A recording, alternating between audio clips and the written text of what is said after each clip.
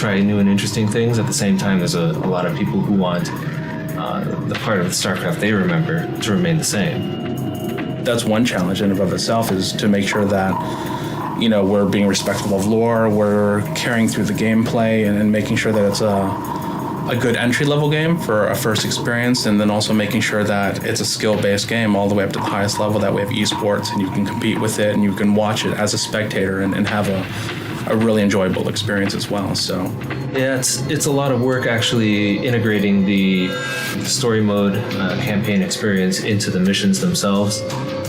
A lot of the missions rely a lot on the story that's going on.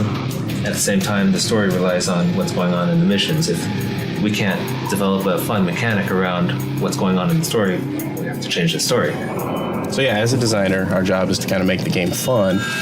So we get all of the cool features that the programmers make, and we find awesome ways to twist them and make them into something fun to play with. Fun mission, I think the player is just very clear of what they need to be doing, and they have certain challenges or obstacles that they have to overcome, and the player feels smart about how they go about beating the mission. If we make it too narrow or too defined for the player that this is how you do it, that's not as fun, because then it feels like the player hasn't done anything. So, you know, I'll get it to a point where I think it's fun and it works for my play style, and then someone else will sit down at the map and they have a completely different play style. So we have to get that person's opinion too, you know, and, you know, is it fun for the turtle guy? Is it fun for the rush guy? And we've got to kind of find that balance between the two. And then we just play test it a bunch and we iterate over everything. If we don't like something, then we improve it, or we take it out and try something else. So that's the nice thing, is because, you know, we've got a lot of talented designers here.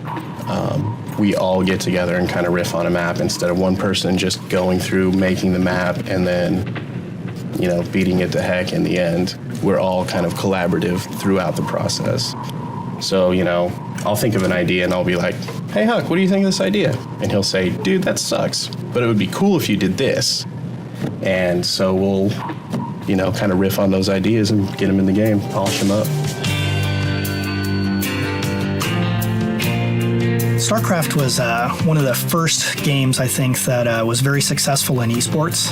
You know, it was kind of surprising, I think, when you go back, I don't know, let's say 15 years even before StarCraft, and starting to see, you know, professional gamers that would play games like Quake and would earn money actually playing that game. And when StarCraft rolled around, I think it took it